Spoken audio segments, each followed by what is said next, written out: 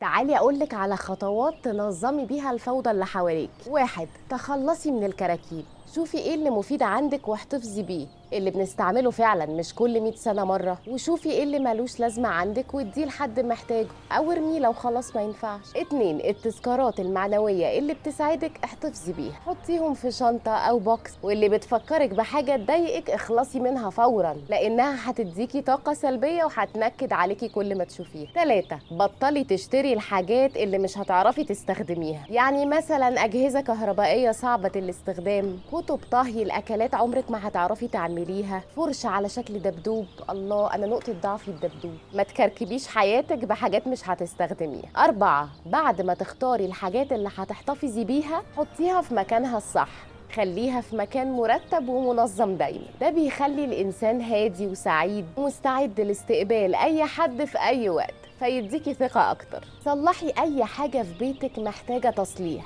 أكرة باب، شباك، أو ارميها خالص لو مش هتتصلح. الكسل في الحاجات دي هيخليك تكسل في كل حاجة وتقعد مش مرتاح في مكان انت المفروض تبقى قاعد مرتاح فيه. رقم 6. ما تعملش مكان مغناطيس للفوضى، يعني كرسي التسريحة مش مكان لهدومك، مكتبك مش مكان للشنط. شيلي المغناطيس من عليه واديله وظيفته الحقيقية. حاولي على قد ما تقدري تقللي من الأماكن المخفية اللي بنشيل فيها حاجات ما بنستعملهاش، عشان تبقى سهلة ونظيفة وما تديكيش طاقة سلبية. وأخيرا جملي مكانك دايما، خلي فيه تجديد دايما، شيلي حاجات قديمة وحطي حاجات جديدة، استخدمي معطرات، بخور، ورد، حاجات حلوة. من الآخر اخلقي البيئة اللي انت عايزة تعيشي فيها، هتبقي سليمة صحيا ونفسيا وتعيشي حياتك مع اللي حواليكي في سعادة وهدوء. الخطوات دي من كتاب نظام خارجي هدوء داخلي لجريتشن رابن. أنا فيروز يسري، ودي حكاية قبل اليوم.